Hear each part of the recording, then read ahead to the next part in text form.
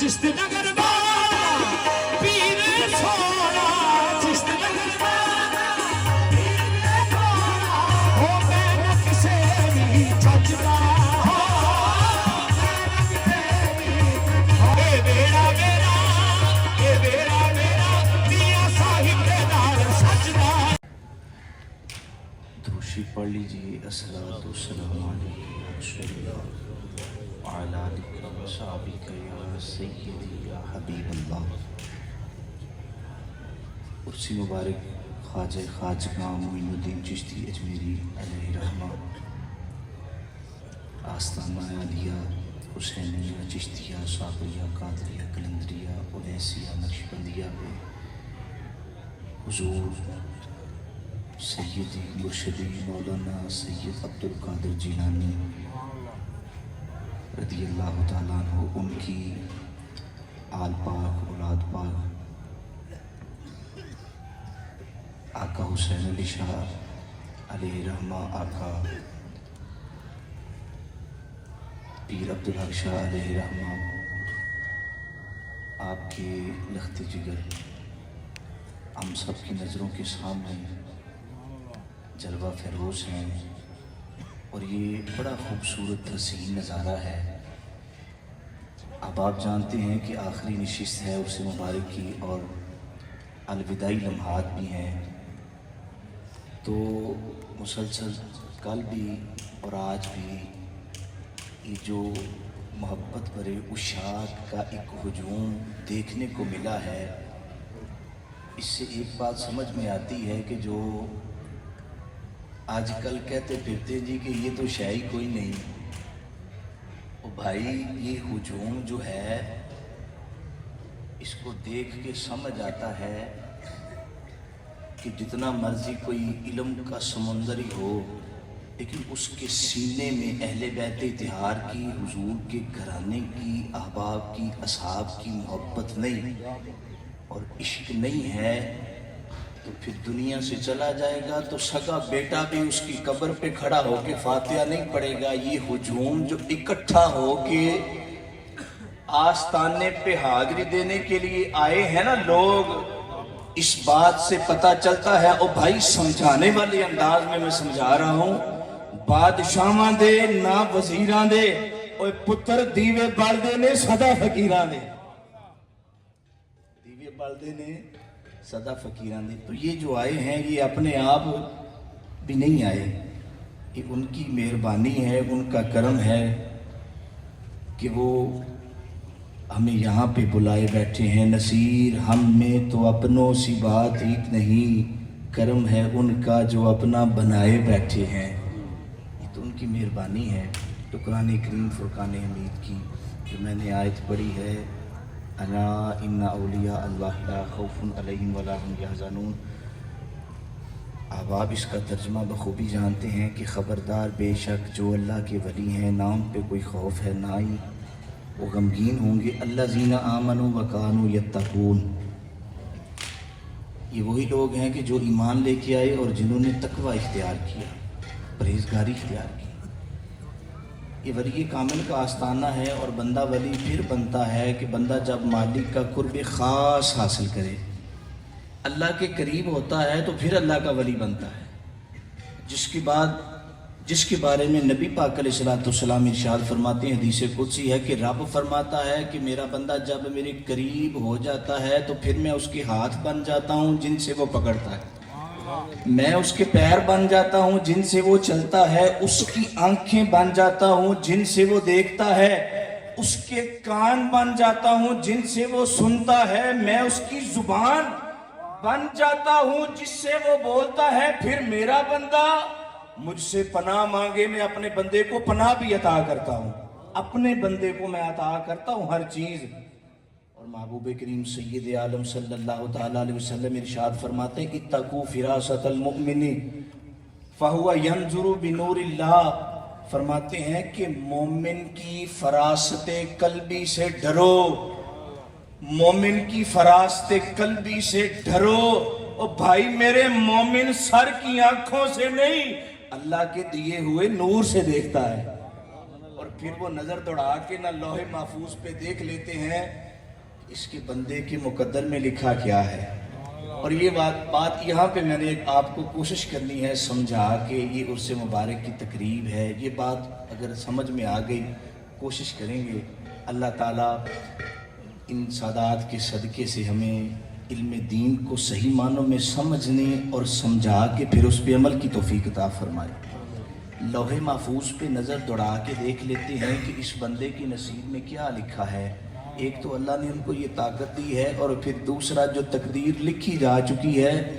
اگر اللہ کا بندہ اللہ کی بارگاہ میں قسم دے دینا تو نبی پاک فرماتے ہیں صحیح مسلم کی حدیث پاک ہے محبوب فرماتے ہیں اللہ کا بندہ اگر اللہ کو قسم دے دے تو مالک اس بندے کی قسم کو پورا فرما دیتا ہے, فوراً پورا فرما دیتا ہے. احباب محبت احباب ذوق بیٹھے ہیں تو لوح محفوظ پہ جب نظر دوڑا کے دیکھ لیتے ہیں تو پھر لکھی ہوئی تقدیر جو تقدیر لکھی جا چکی ہے اللہ اپنے پیاروں کے صدقے لکھی ہوئی تقدیر بھی بدل دیتا ہے. قرآن کریم اصحاب کہف کا ذکر احباب نے سنا ہوگا, کئی ہیں انہوں نے پڑھا بھی ہوگا.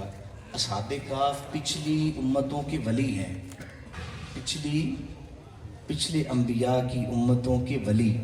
اصحاب کہف کا اپنے بادشاہ سے کسی بات پہ جھگڑا ہو گیا. بادشاہ بڑا ظالم تھا, چھوڑ چھاڑ کے نہ نکل آئے. کہنے لگے نہیں ہون تیرے نال ساڑی نہیں جے بن دی, نکل آئے. کافی سفر کیا تو تھک گئے. ایک غار آئی تو غار کے اندر نہ تھوڑی دیر کے لیے وہاں رکے کہ لیٹ جاتے ہیں, تھوڑی دیر سو جاتے ہیں, آرام کر کے پھر آگے جائیں گے.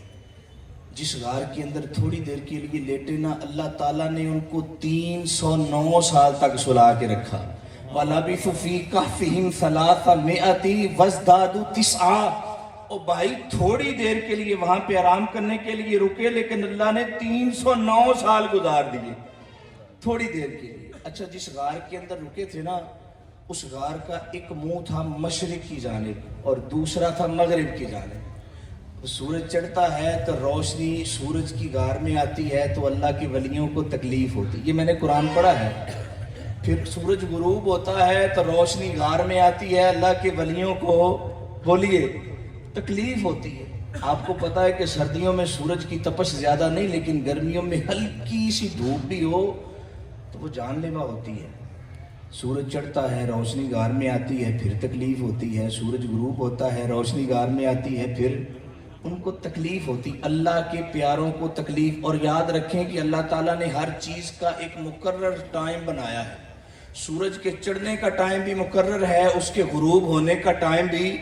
جو اللہ نے راستے بتائے ہیں چاند سورج ستارے اور بھائی میرے اپنے اپنے مقرر کردہ اوقات میں اور مقرر کردہ راستوں پہ چل رہے ہیں. وَالشَّمْسُ تَجْرِي لِمُسْتَقَرٍّ لَهَا ذَلِكَ تَقْدِيرُ الْعَزِيزِ الْعَلِيمِ. اور بھائی سورج کے چڑھنے کا راستہ بھی اترنے کا راستہ بھی اللہ نے مقرر فرما دیا. وہ اپنی جگہ سے ہٹ نہیں سکتا لیکن چڑھتا ہے تو روشنی غار میں آتی ہے, اللہ کے ولیوں کو تکلیف ہوتی ہے. اترتا ہے تو پھر روشنی غار میں آتی ہے تو اللہ کے پیاروں کو تکلیف ہوتی ہے. اور آپ نے کہا ایک طرف میرے پیاروں کی تکلیف ہے اور دوسری طرف میری اپنی لکھی ہوئی تقدیر ہے. ایک طرف میرے پیاروں کی تکلیف اور دوسری طرف میری تقدیر. سورج نے عرض کی مالک پھر کیا کریں تو رب کریم نے فرمایا میرے پیاروں کو تکلیف نہ ہو, اب تو نے چڑھنا ہے تو غار کے منہ سے ہٹ کے چڑھنا ہے اور اب اترنا ہے تو غار کے منہ سے ہٹ کے ہی اترنا ہے. کیوں؟ اس لیے او بھائی میرے مالک نے اپنے پیاروں کی تکلیف کی خاطر اپنی تقدیر کو ہی بدل دیا. یہ قرآن ہے جو میں نے آپ کے سامنے پڑھا ہے, قرآن کریم سے باہر بات نہیں کی. اللہ نے اپنے پیاروں کی تکلیف کی خاطر اپنی تقدیر کو ہی بدل دیا. اور بھائی یہ بات پھر جملہ میں کہہ نہ دوں کہ جن کی خاطر مالک اپنی لکھی ہوئی تقدیر کو بدل دے اسے ہی اللہ کا ولی کہتے ہیں, اسے اللہ کا ولی کہتے ہیں. اور بھرے مجمع میں او بھائی میرے یہ قرآن میں نے پڑھا ہے, اگر مالک پچھلی امتوں کے ولیوں کی خاطر اپنی تقدیر بدل سکتا ہے تو پھر میرا عقیدہ ہے امام الانبیاء کے شہزادے عبد القادر جیلانی کے صدقے سے بھی اپنی تقدیر بدل سکتا ہے. حسین علی شاہ کی خاطر بھی اپنی تقدیر بدل سکتا ہے. حضور سیدنا شیخ کریم جناب عبدالحق چشتی گیلانی شمسی شابری، آپ کی خاطر بھی مالک اپنی تقدیر وہ بدل سکتا ہے اور بدلی ہے. حضور پیران نے پیر، زیادہ وقت نہیں لوں گا، تقدیر بدل سکتا ہے. میں نے قرآن پاک پڑھا ہے اور جناب پیران نے پیر عبدالقادر جیلانی، آپ نے ساری زندگی پڑھایا، نبی پاک کا درس دیا. اور میں نے کل ایک اشارہ کیا تھا، یہ خانقاہیں جو ہیں یہ کوئی اپنی ذات کے لیے نہیں. میں فقیر کئی خانقاہوں کو جانتا ہوں کہ جہاں پہ اللہ کا قرآن پڑھایا جاتا ہے یا محمد عربی کا فرمان سکھایا جاتا ہے، وہ تو دار اسلام سے ہٹ کے ہیں، جن کے معاملات میں بات نہیں کروں گا. پیران پیر نے ساری زندگی حضور کے غلاموں کو، محبت کرنے والوں کو جھولیاں بھر بھر کے فیض دیا. اور عبدالقادر جیلانی فرماتے ہیں کہ رب نے جو تقدیر نہ بدلنی ہو، عبدالقادر جیلانی اپنے مالک کی بارگاہ میں دعا کرے، میری دعا کی برکت سے رب نہ بدلنے والی تقدیر کو بھی بدل دیتا ہے، نہ بدلنے والی تقدیر کو. اور بھائی میرے غوث پاک کی اپنی بات، حضور کے نام کا وسیلہ کوئی واسطہ دے کے رب کی بارگاہ میں دعا کرے، رب اسے خالی نہیں موڑتا. مجدد علی ثانی رحمت اللہ علیہ کے 2 پتر ملا طاہر لاہوری کے پاس پڑھنے جاتے تھے. ایک دن شیخ کریم نے ارادہ کیا میں بھی جا کے ذرا دیکھوں بچوں کے استاد کا حال کیا ہے، اس کو کچھ آتا بھی ہے. اور یہ آستانے کی اس مقدس تقریب کے حوالے سے چھوٹا سا پیغام ہے کہ اپنے بچوں کو اعلیٰ سکولوں میں آپ بھیجتے ہیں، کالجوں میں بھیجتے ہیں، تو عقیدہ ان پہ نہ چھوڑیں کہ ہمارے بچوں کا عقیدہ انہوں نے بنانا ہے. نہیں، اپنے بچوں کی تربیت خود کریں. اپنے بچوں کی تربیت یہ سکول والے علم پہ نہ چھوڑیں، قرآن و حدیث کی طرف لے کے آئیں، آستانوں کی طرف، خانقاہوں کی طرف. اپنے بچوں کی تربیت خود کریں. ملا طاہر لاہوری کو دیکھا نا جب جناب مجدد علی ثانی رحمت اللہ علیہ بچوں کے استاد کو، تو آپ نے، میں نے بات کی ہے کہ مومن کی قلب فراست، نبی پاک فرماتے ہیں کہ فراست قلبی سے ڈرو کیونکہ وہ اللہ کے دیے ہوئے نور سے دیکھتا ہے. آپ نے اللہ کے دیے ہوئے نور سے دیکھا تو اس کے ماتھے پہ لکھا تھا شقی، بدبخت، یہ جہنمی ہے. آپ نے بچوں سے کہا یار استاد قابل بڑا ہے لیکن اس کی آخرت ٹھیک کوئی نہیں. بچے عرض کرتے ہیں ابا جی کوئی مہربانی کریں. مجدد علی ثانی نے مراقبہ کیا، دعا کی، لیکن بات کوئی نہیں بنی. پتر آکھیا پتر میرے مراقبے نال گل کوئی نہیں بنی. تو بیٹے کہنے لگی ابا جی مہربانی کریں، حشر کا میدان ہوگا، انبیاء، اصفیاء، اتقیاء، اولیاء سارے کھڑے ہوں گے اور آواز آئے گی کہ مجدد علی ثانی کے بچوں کا استاد ملا طاہر لاہوری جہنم کے اندر جا رہا ہے. حضور یہ بات ہمیں گوارا نہیں، نسبت آپ سے ہو اور جہنم میں چلا جائے ہمیں گوارا نہیں. تو مجدد پاک فرماتے ہیں اچانک میرے ذہن کے اندر بات آئی کہ پیران پیر، ان کے بابا عبدالقادر جیلانی، ان کی بات میں نے لکھی ہوئی پڑھی. عبدالقادر جیلانی فرماتے ہیں رب نے جو تقدیر نہ بدلنی ہو میری دعا کی برکت سے وہ تقدیر بھی بدل دیتا. فرماتے میں نے مصلی بچھایا، ہاتھ اٹھا کے دعا کی یا اللہ تیرے برگزیدہ بندے عبدالقادر جیلانی کا واسطہ دے کے تیری بارگاہ میں عرض کرتا ہوں میرے بچوں کے استاد کی تقدیر کو بدل دے. فرماتے ہیں دعا کی، مصلی بھی میں نے اٹھایا نہیں تھا کہ غوث پاک کے نام کا واسطہ دے کے جو میں نے رب کی بارگاہ میں دعا کی ہے نا، جہاں پہ شقی، بدبخت اور جہنمی لکھا تھا وہاں اللہ کے فضل سے جنتی لکھا ہے. یہ کمال ہے، یہ نسبتوں کا فیض ہے. اور یہ بھائی ان پاک لوگوں کا اور جناب پیران پیر کا اپنا تو کیا ہی کہنا. خدا کے فضل سے ہم پر ہے سایہ، بولیے ہم پر ہے سایہ، ہمیں دونوں جہاں میں ہے سہارا غوث اعظم کا. اور پیران پیر کی بارگاہ میں بندہ انتہائی مختصر، آپ کی بارگاہ میں بندہ آیا، کہنے لگا حضور رات خواب کو میں نے نا خواب کے اندر اپنے ابا جی کو دیکھا ہے، بڑا سخت عذاب ہو رہا ہے، آپ مہربانی فرمائیں. تو پیران پیر فرمانے لگے پتر تیرے ابا جی کدی ساڈی مجلس چاہ کے بیٹھے نے کہ نہیں، ساڈے مدرسے وچ کدی آئے ہوں؟ یہ صحیح مسلم شریف کی الفاظ ہے، نوٹ فرمائیے. نبی پاک علیہ السلام فرماتے ہیں کہ ذکر کرنے والوں کی مجلس میں بیٹھنے کی برکت سے ذکر کرنے والوں کی مجلس میں او بھائی بیٹھنے، خالی بیٹھنے کی برکت سے اگر کوئی بدبخت بھی ہو، برے نصیب والا بھی ہو، تو اللہ تعالیٰ ان کی برکت سے اس کے نصیب اچھے فرما دیتا ہے. برے نصیب والا بھی ہو. کہنے لگا حضور میرا ابا آپ کے مدرسے میں آتا رہا ہے، آپ کی بارگاہ میں بیٹھتا رہا. فرمانے لگے پتر جا چلا جا. مصلی بچھایا، دعا کی. کہنے لگے یا اللہ تیرے محبوب کی زبان سے جملے نکلے ہیں کہ ذکر کرنے والوں کی مجلس میں کوئی آ کے بیٹھ جائے تو یا اللہ کوئی بدبخت بھی ہو تو اس کے نصیب اچھے فرما دیتا ہے. یا اللہ مہربانی کر اس کے نصیب اچھے کر دے، بڑا ہی عذاب ہو رہا ہے. اتنی بات کی، مصلی آپ نے اٹھا دیا. رات گزری، سویرے وہ بندہ پھر حاضر ہوا. عرض کرنے لگا حضور رات پھر مجھے خواب میں ابا جی ملے ہیں تو میرے ابا جی کو اللہ تعالیٰ نے جنتی لباس عطا فرمایا ہے. جنتی لباس پہنا. ابا جی بڑے خوش ہیں. اور آگے والی بات سنیں، ابا جی نے مجھے نصیحت کی ہے پتر اور تیرے بھائی چھوٹتے ہیں تو چھوٹ جائیں، تیرے دوست چھوٹتے ہیں تو چھوٹ جائیں، اور رشتہ دار چھوڑتے ہیں تو چھوڑ جائیں، اور ساری دنیا چھوٹتی ہے تو چھوٹ جائے، لیکن پتر عبد القادر جیلانی کا دروازہ نہ چھوڑ.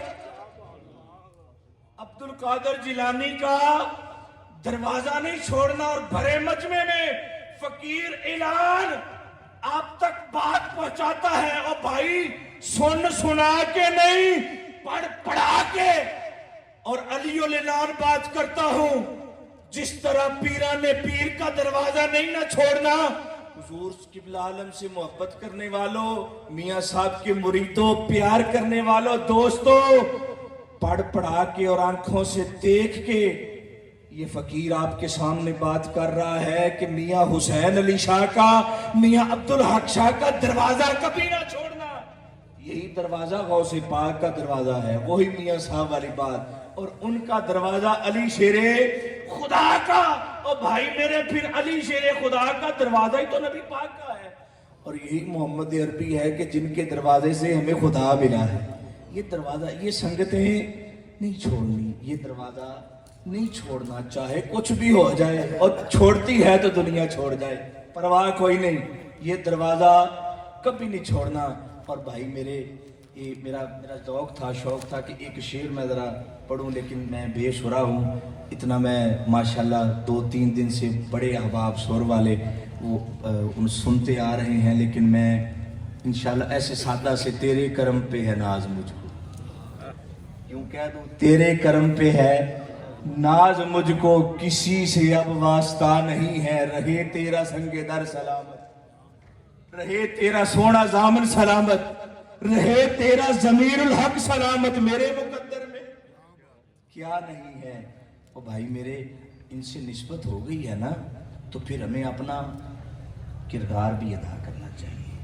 پتہ چلے ہمارے چہرے سے قائم ہو میرے بدن کو جب کفن کی نسبت، میرے چہرے سے عیاں ہو پانچ تن پاک کی نسبت.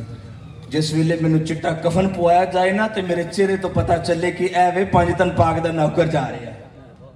جی ہمارے چہرے سے پتہ چلے، ہمارے کردار سے، ہماری گفتگو سے، ہمارے اچھے اخلاق سے پتہ چلے کہ یار ایک قبلہ حسین علی کے ماننے والے، قبلہ عبدالحق شاہ کے ماننے والے، یہ شہزادوں کے ماننے والے، سادات کے ماننے والے. یہ نہ ہو جی اوتھے وہ پھر بات لمبی ہو جائے گی. تو کردار کو بہتر بنائیں. فضیل بن ایاز وہ بڑے ڈاکو تھے، ڈاکو بھی نہیں، ڈاکوؤں کے سردار تھے ڈاکوؤں کے. اور فضیل ابن ایاز کا قافلہ جہاں بھی جاتا تھا نا تو لوگ پوچھتے تھے کہ قافلہ کس کا ہے. جب پتہ چلتا نا فضیل بن ایاز کا تو سمجھ لیتے تھے اب ہماری خیر نہیں ہے، وہ لوٹے بغیر نہیں جائیں گے. تو فرماتے ہیں کہ جب لوٹ مار کے جاتے، بچیاں چیختی، مائیں چلاتی، لیکن ہم پرواہ نہیں کرتے، نکل جاتے. ایک دن جا رہا تھا تو قاری صاحب قرآن پاک کی آیت پڑھ رہے تھے، لا تقنطوا من رحمت اللہ، اللہ کی رحمت سے کبھی نا امید نہ ہونا. ان اللہ یغفر الذنوب جمیعا، بے شک اللہ سارے گناہوں کو معاف کرنے والا. فرماتے میں قاری صاحب کے پاس گیا، جا کے میں نے کہا جی آپ دوبارہ سنا دیں. تو قاری صاحب نے پھر سنائی کہ اللہ کی رحمت سے نا امید کبھی نہ ہونا، مالک کی رحمت سارے گناہوں کو. تو میں نے فضیل بن ایاز کہنے لگے قاری صاحب سارے گناہ؟ سارے ہی. تو قاری صاحب کہنے لگے یار میری اوقات کیا ہے, رب کا قرآن ہی تو پڑھ کے سنا رہا ہوں نا. وہ بھائی مالک ہے, وہ بڑا کریم ہے, تیرے سارے گناہ معاف کرے گا. فرماتے میں واپس آیا, بالکل آپ توجہ فرمائیے کہ بات ختم. واپس آیا اور آ کے میں نے نا اپنے دوستوں سے کہا جی آج کے بعد ڈاکہ کوئی نہیں ڈالیں گے, کوئی چوری نہیں, پکی سچی توبہ. تو کہنے لگے سردار جی ہم کدھر جائیں گے؟ کہنے لگے کوئی اور سردار لب لو, مینوں معافی دیو. تو کہنے لگے سردار جی اگر چوریاں اکٹھے ہو کے کرتے رہے ہیں نا تو توبہ بھی اکٹھے ہو کے ہی کریں گے. اسی بھی تیرے نال توبہ ہو گئی. عالم دین سے مسئلہ پوچھا, کہنے لگے جڑا مال لٹیا نا ہن واپس بھی کرو. واپس کرنا شروع کیتا. ایک یہودی تھا, اس کا مال واپس نہیں کر سکے. فضیل ابن عیاض گئے, جا کے کہنے لگے یار تیرا مال چرایا ہے, لوٹا ہے, مہربانی کر معاف کر دے.